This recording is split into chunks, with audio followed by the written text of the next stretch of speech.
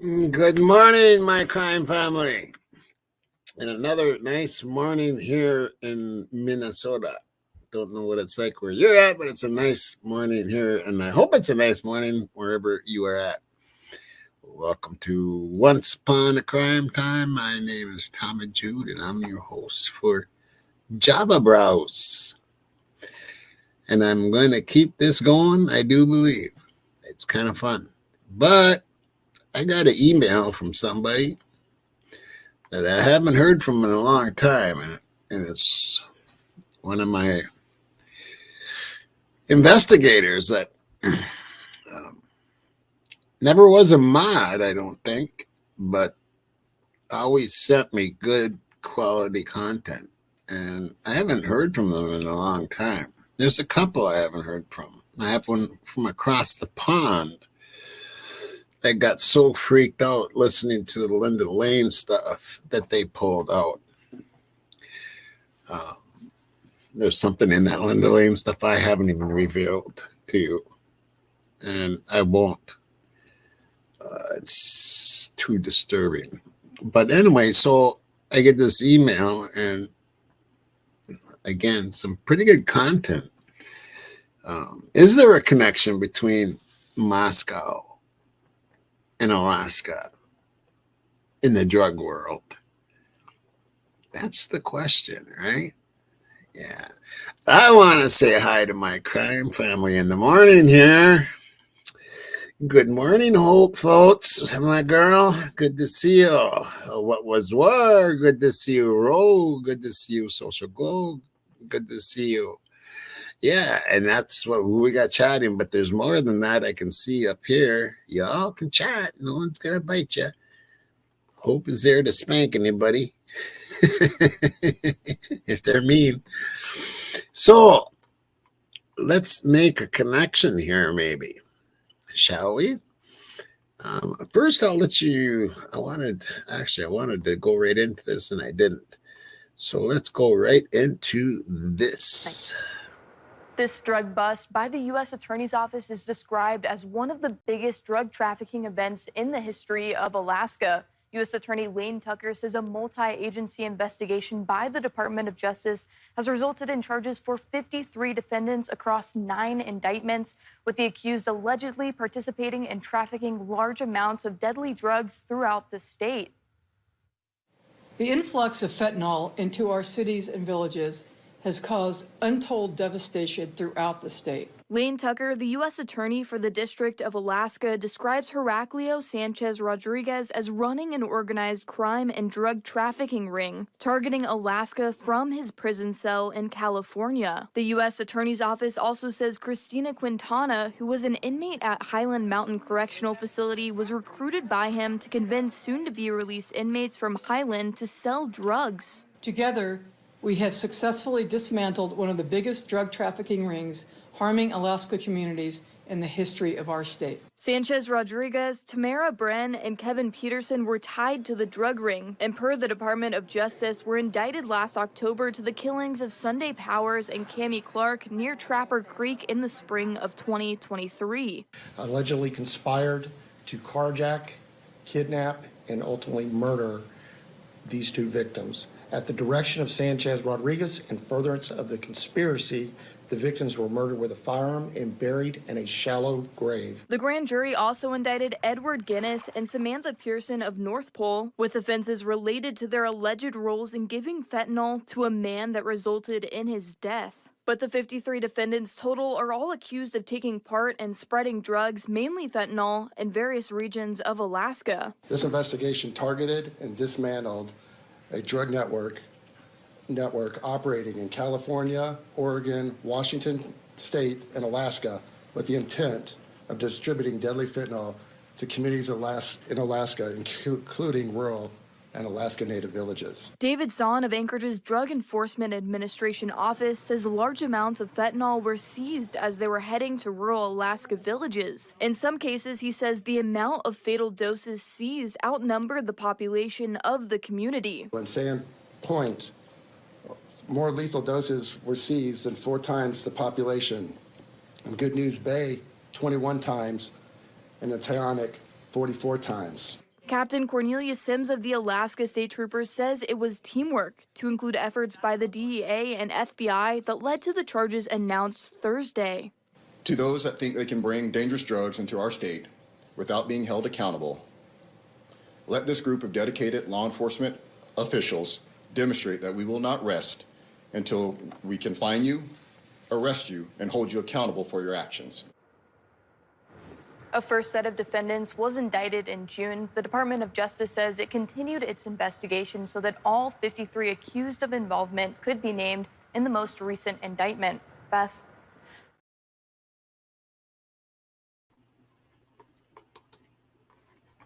So we got that. I went and found that, but I'm going to read you the email that I got. And I'm going to do that right now. I'll read you it, and then I'm going to read you the article right from the DEA. Okay. So here's the email I got from this friend, and they used to investigate for me, and I hadn't heard from them in a long time. And I just got this last night, and I was kind of pumped up, but I got it like right after the show last night that we did. And so I didn't feel like just going back on. I wanted to give it some time. And then time to investigate a little further also. So anyway, here it is. A long time no email, my friend. My job is all consuming lately. Sigh.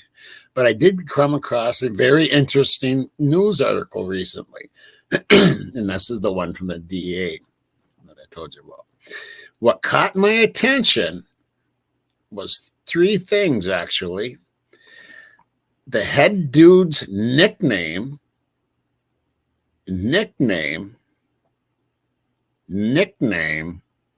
is Charlie. Does that ring a bell? Anybody? Does Charlie ring a bell? Does Charlie ring a bell? Yeah, but we'll see who gets what here. Charlie was sending drugs to his distributors through the Postal Service. One of the perps busted in this is named Tiffany Couch. Tiffany Couch. So there. Now you got to wonder if there's a relation there. I'm going to keep reading here. This is the email that they sent me. I can't help but remember that interview with Kaylee's parents when they talked about how L.E. was interested in Kaylee's mail, and also how we heard that L.E. was rounding up camera footage in the neighborhood from UPS trucks. See, we're digging a little further. The media told us Ashlyn Couch was a sixth roommate on the lease, but didn't live there. Could the Couch in Alaska be her relative? And that's something I tried to look up, but I couldn't find nothing on it. And that takes a little more digging. I might have to spend a little money to do it, but I might do it. Anyway. And remember all the talk about Charlie after the Linda Lane footage came out last year. Now they said in the Koberger hearing recently that there are 500 witnesses. Oh my God, Tommy, that many people. It's got to be a college drug ring. No way were those kids killed over some little frat squabble. Way too many people involved for it to be personal. Also, the Mexican dude in prison, this Charlie, was getting the drugs from Mexico. Now, those Mexican drug lords believe in the black magic and worship that goddess of death. They do some pretty sick and twisted shit to their enemies and sacrifice them to her. I've read some of those news reports, and they remind me of the Banfield and Linda Lane. But anyways, I thought you might be interested in reading that. So there we got that. Now,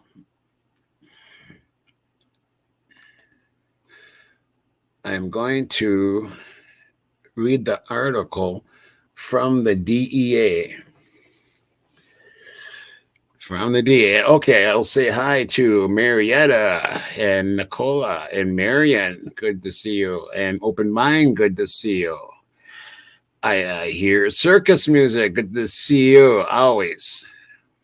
Okay, so now this I'm going to share. And I'm going to read it to you. And it's going to be, should be big enough that you can probably read it also. And here we go. And this is right from the DEA website, United States Drug Enforcement Administration. Organized drug crime ring attempted to flood Alaskan villages with fentanyl. 54 indicted. Linked to 2 murders, 1 overdose death. Anchorage, Alaska.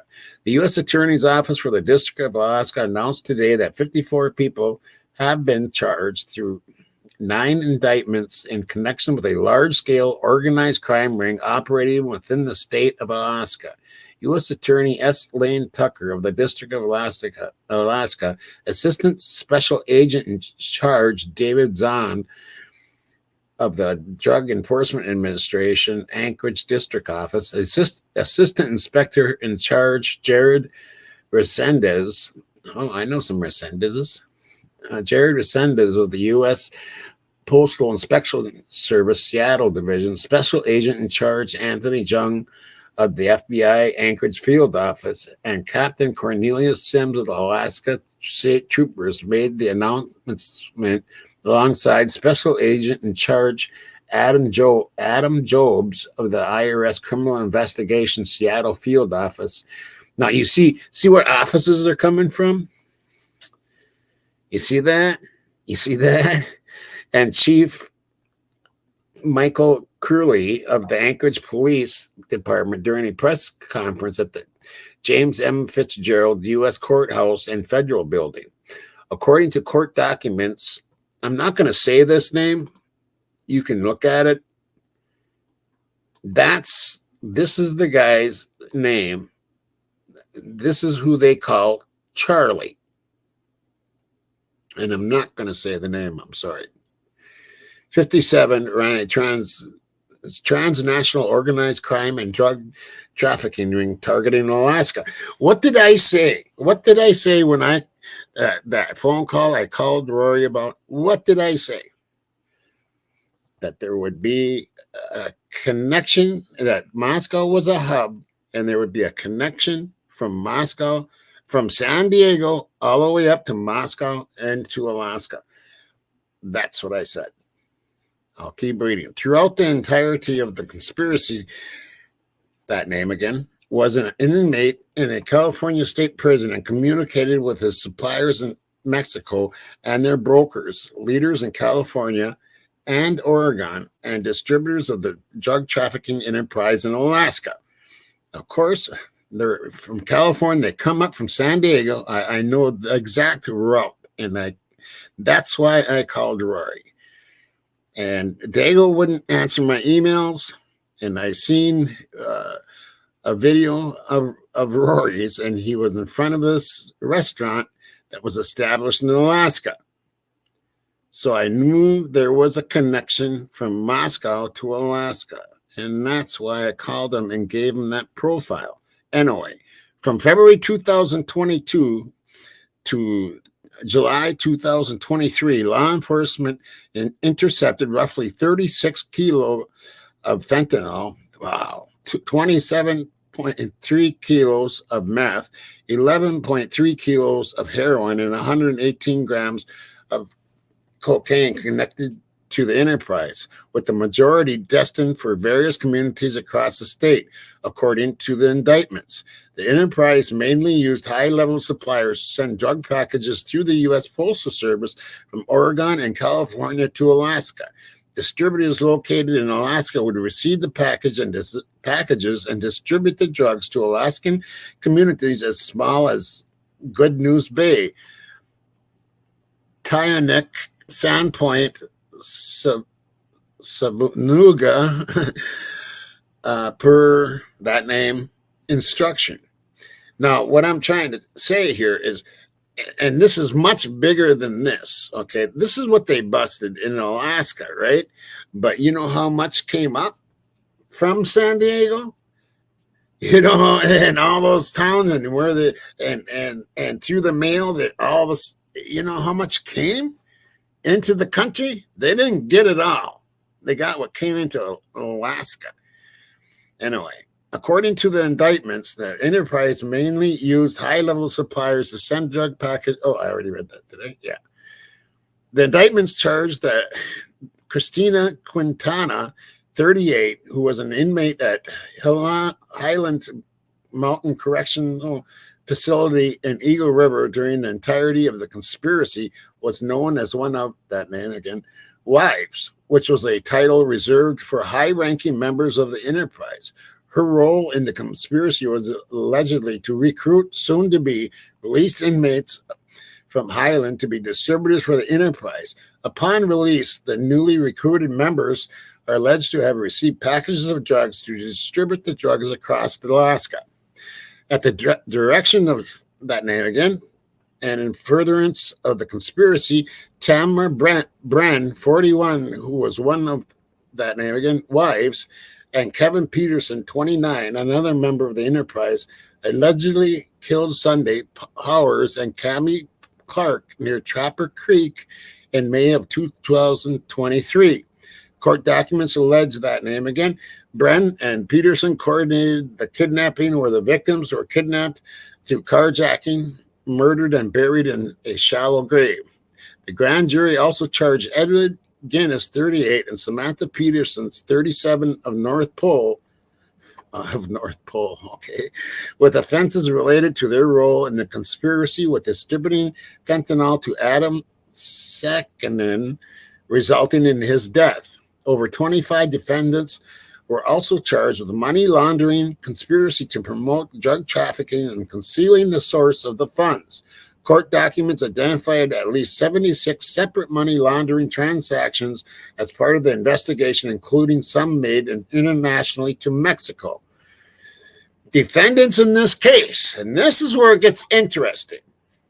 Okay, she got the friend that sent me that email got 2 names, but I see another one.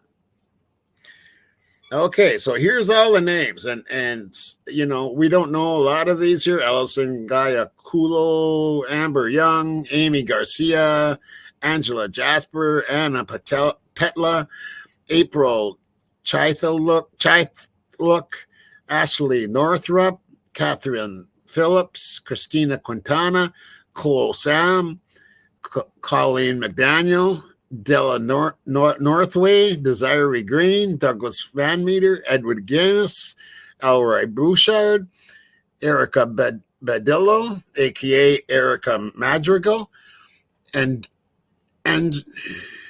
Arindira Pin, Frida Gillespie, Gus Taromi, that name again, a.k.a. Charlie, a.k.a. Charlie, or this name here, Marco, or this name here, James Schwartz, Josie Sterling, Josie Philbin, Julia Brassel, Kalia Fox, Karen Kasich, Carly Fuller, Kevin Peterson, too, Kamathin Thandi, that's a different name, Kristen Gosak, Larry Marsden, Lois Frank, Mario Clanot, Michael Kohler, Michael Soto, Michelle Pangowaye, okay, Pangowaye, Naomi Sanchez, Pasquet Giordano, Patricia Seal Utke, Pius Hansen, Richard, here, right here, check it out, people, Richard Fry. That has to make me wonder too. Doesn't it make you wonder a little bit? Rochelle Wood, Samantha Peterson, Sarah Orr, Shonda Barlow, Shania Algie, something. Stormy Cleveland, aka Stormy Powell, Tama Bren, Tamberlin Solomon, Tiffany Couch. There, that name is right there, Tiffany Couch. So we have these names. We have Richard Fry, and we have Tiffany Couch. Now, if people want to go and do some investigating on their own and see if we can't find out if there's any relation with this Couch or this Fry, don't dive, right? Good morning, don't dive. Bouchard, yeah, I know that name, Bouchard. Actually, it's a hockey name for one thing, and the drummer for Blue Oyster Cult, he's passed on now, was Albert Bouchard. Good morning, Nevada, Christy. Welcome to Javabrowse. But yeah, there's a lot of names there. Tiffany Couch there, Twyla Golko, Valerie Sanchez, and Veronica Sanchez. Most defendants made their initial court appearances over the past 4 months before U.S. magistrate judges of the U.S. District Court for the District of Alaska, the Drug Enforcement Administration, Seattle Field Division, Anchorage District Office, FBI Anchorage Field Office, IRS Criminal Investigations. Seattle. This is a huge investigation, people. There is a lot of people involved here. There's a lot of people involved. And, you know, this isn't done yet. I mean, with all of these people, and some of these people are going to be talking. It sounds like they already got the main guy here right there with the nickname of Charlie. And to me, that's really, really interesting. I hope you find it as interesting as I do, because I do want to dig into it and just see if we can't find a connect there. So we have Tiffany Couch and then Richard Fry, and those names we got to find if there is a connection, because there has to be more than just that. But that's a big connection, that restaurant that we've talked about, and the guy that used to own that. You know, I've done some digging on him, and he is dirty and nasty. I can tell you that right now. So, and we know, we're pretty sure. See, that's why I think there's parallel investigations going on. There's something big going on in Moscow, and now you do have to think about the mail thing with Kaylee. Was she receiving drugs? I don't think so. It just doesn't, I don't know, doesn't fit, but maybe I'm wrong. Maybe I'm wrong. There is a motive there, though. You see what I'm saying? There's a motive. And with Brian, there is no motive. There just isn't. They're not convincing me one iota that he had any intentions or motive to do that. And there's plenty of other people that do have motives. Anyway, let's do a little browsing, because I do have a couple cool stories. Good morning, I'm Kaz. And Don't Dive, yep. Yeah, that's a big ring. Don't Dive, that's a huge, huge, huge ring. Yeah. And that was a huge investigation with a lot of agencies involved. So, and that's good to see.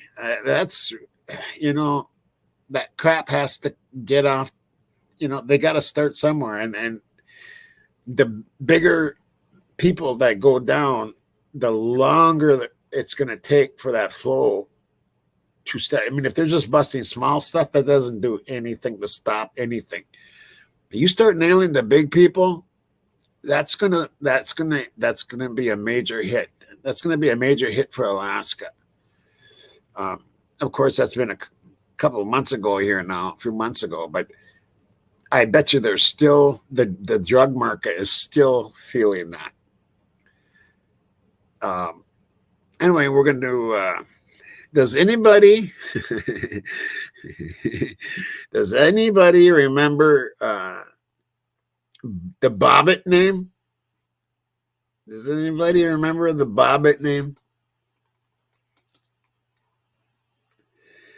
John Wayne Bobbitt. Anybody remember that name? John Wayne Bobbitt's toes amputated 30 years after wife Lorena Bobbitt cut off his genitalia. Does anybody remember this in the 90s? Right. Okay, so he's back in the news. His toes got amputated, all right? John Wayne Bobbitt was forced to have his toes amputated more than 30 years after his wife cut off his genitalia in 1993.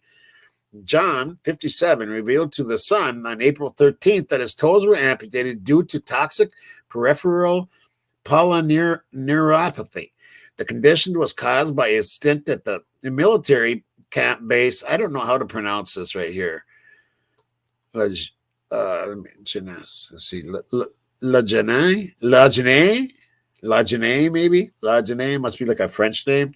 Camp Lagenet, maybe, in North Carolina during his time as a Marine in the 80s. At the time, the camp's water supply was severely contaminated, has led to cancer and other ailments in people who spent time there. According to the Mayo Clinic, John's condition often causes weakness, numbness, and pain, usually in the hands and feet. It also can affect other areas of the body and functions, including digestion and urination. The government covered it up for 40 years. The former Marine told The Sun they knew they were testing the water and it was like up to 3,500 times above normal safety standards. John told the publication that while the condition leaves his feet looking painful, he can't feel any of it due to chronic nerve damage. Yeah, I know what that's about. On top of that nerve damage, John said he suffers from osteomyelitis, a bone infection that leads to ulcers and requires skin grafts. The toxic peripheral polyneuropathy has led to several surgeries for John, with the most recent being in 2023 when he had his remaining toes removed. Ugh. John also said that the effects of the contaminated water likely led to the incident that ended his penis being cut off by his then wife, Lorena Bobbitt.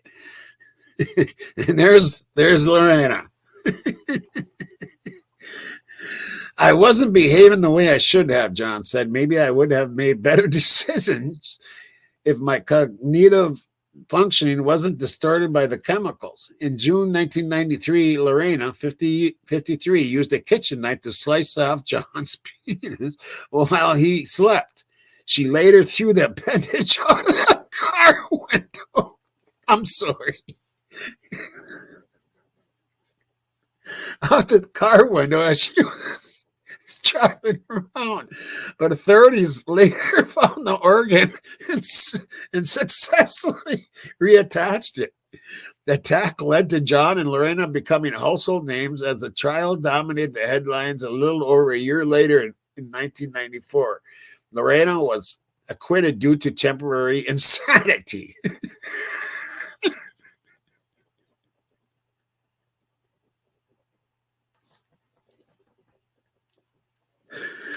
After the trial, John was seen in a few high-profile TV appearances. Later, he enjoyed some time as an adult film star with his reattached penis. However,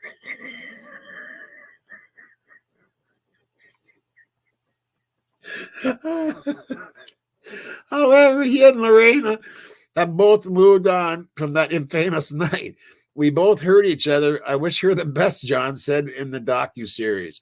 Scandal made me famous in 2016. Lorena has remarried and founded a nonprofit organization that focuses on helping victims of domestic violence. And I'm sorry I laughed so hard because that it isn't funny, but it isn't funny, but it.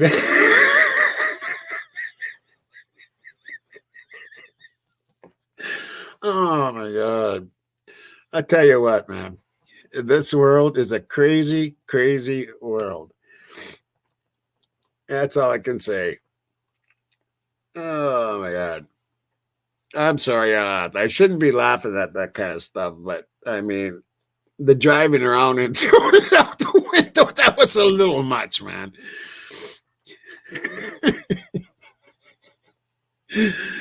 Oh boy. Okay, I think I got one more for you. Oh yeah. I got one more for you. And this is on Yahoo here. Okay. Oh, I should have read. There was a couple funny comments on there, and I should have read those to you. One was to the effect of the doctor telling him that he was going to amputate his toes, and John saying, "I've had worse."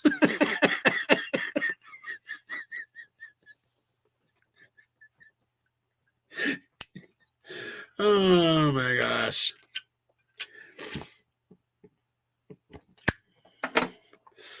Morning Java. Javabrowse. Here we go. And this is, if you hadn't boned our son's girlfriend and gotten her pregnant, we could afford to eat somewhere else nicer than the Olive Garden. 17 of the most awkward dates servers have witnessed on the clock.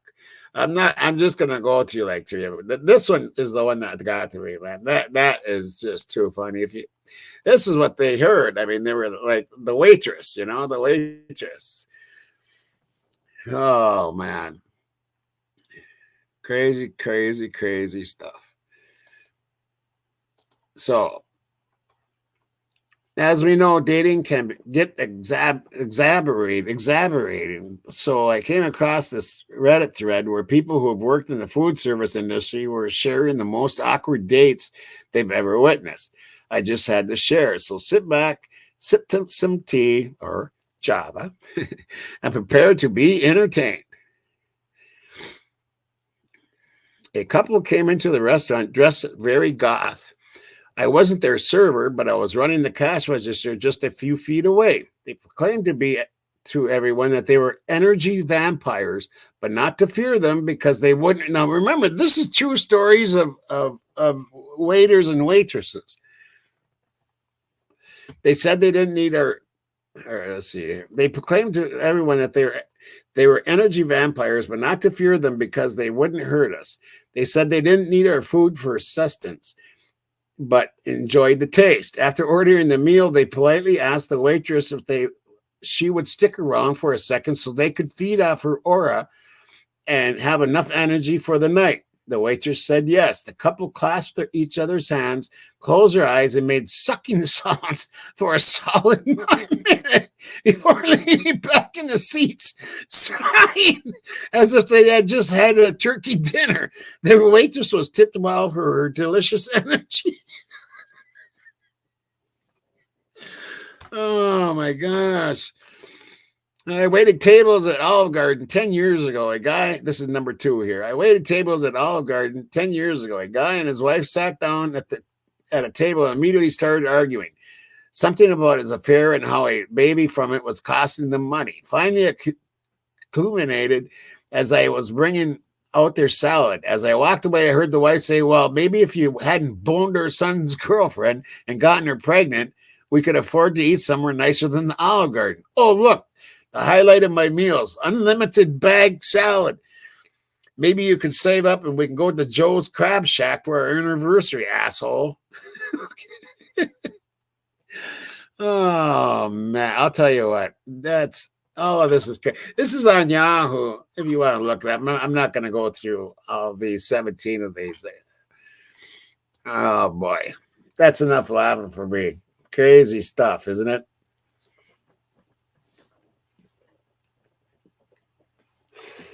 Well, anyway, what is it? Tuesday or something? I think so.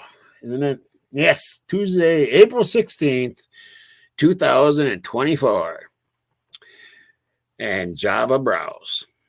So I hope you enjoyed this morning's show. I'll be keeping doing this. I might miss some mornings here and there.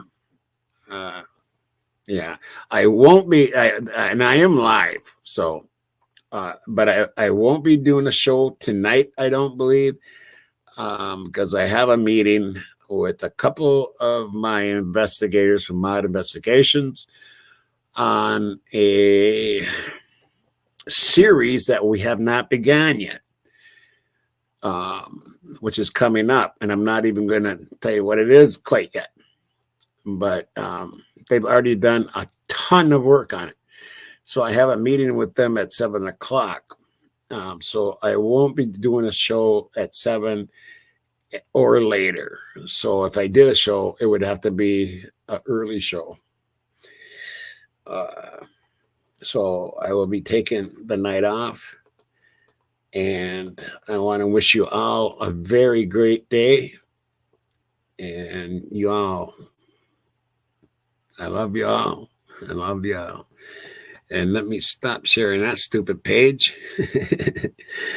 And yeah, so until next time, I love you all and